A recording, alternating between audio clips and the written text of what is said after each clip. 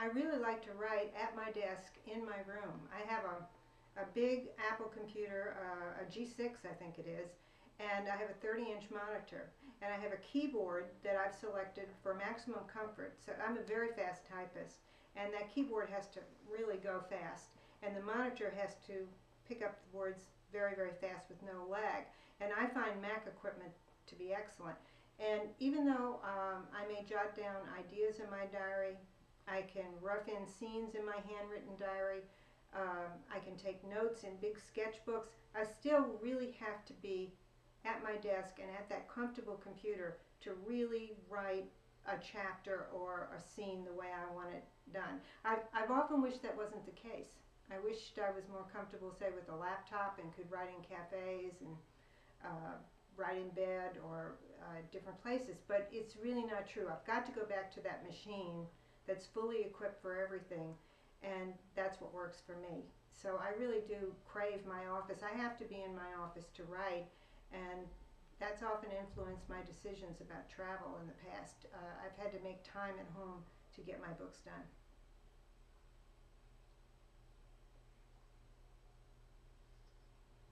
My name is Darby Carroll, and my question is approximately how many drafts does it take before you finish a novel? Well, in my way of working, there's really only one draft, but that's not a very common way of working. I move through the novel, and I've done this since Interview with the Vampire. I've done it really since 1974 when I was writing that book. I move through the novel sentence by sentence, chapter by chapter. I don't go on to chapter 2 until chapter 1 is done. And of course, I will go back and change things as I go along. It might be, say, chapter 10 before I realize something very important that should have been hinted at in the beginning. I can easily go back on the computer and I can revise chapter 1 or chapter 3 or chapter 4. That's one of the great virtues of the computer, that you can perfect that novel or aim to perfect that novel much more easily than we ever could do with typewriters. But but basically I continue to work in that one draft until that draft is finished. And then I send that to the publisher. And again, there's a lot of back and forth, there's a lot of polishing, there's a lot of changing. I sometimes throw out whole chapters, maybe 2, 3, 4 chapters, and to just go back and start over again. But again, I only work in that one draft. And I developed that way of working, I think, because I'm so sloppy by nature.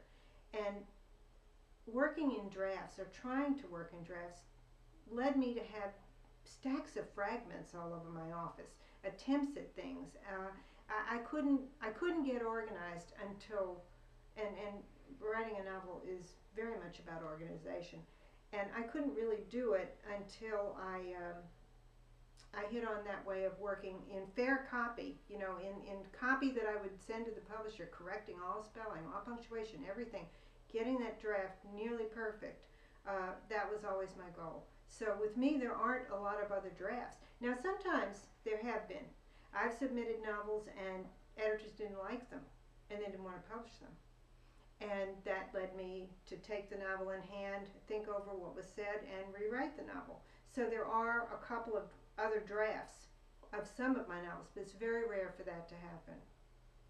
But again, this is personal. I think as you become writers, any of you who are going to do that, you work out your own way. It may work very well for you to write a very brief first draft and then go over and expand your novel or your book in a second draft. It's so personal.